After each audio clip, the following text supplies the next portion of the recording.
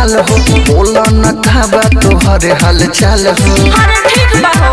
अच्छा आदि कहिया तू अइलू ए गाँव वाली माल हो, बोला न खाबा तोहरे हाल चाल हो। सोहागे वाली रतिया बोलो ये बुढ़ी मन कैसन करते रहे, पहिला बेरी कोरवा में पियावा कैसे धरते रहे।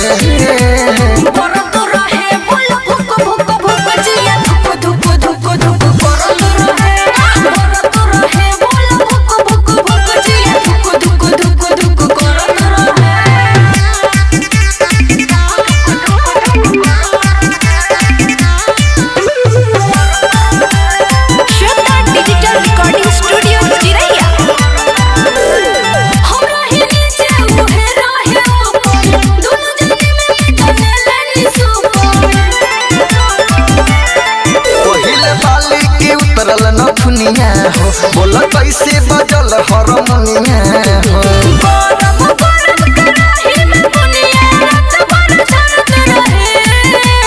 नया पलंग पर नया सोहतिया कैसे लड़ते रहे।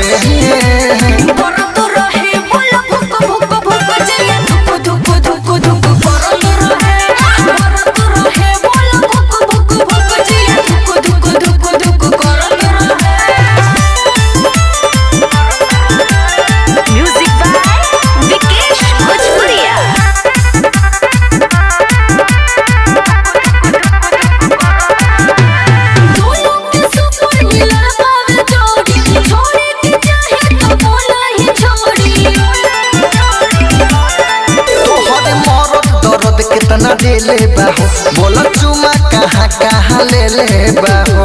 प्यारे वाला पटोरी को तो हर बोला मुआ कैसे चढ़ती रहे, पूरा में धके मदन विकेश कैसे करते रहे।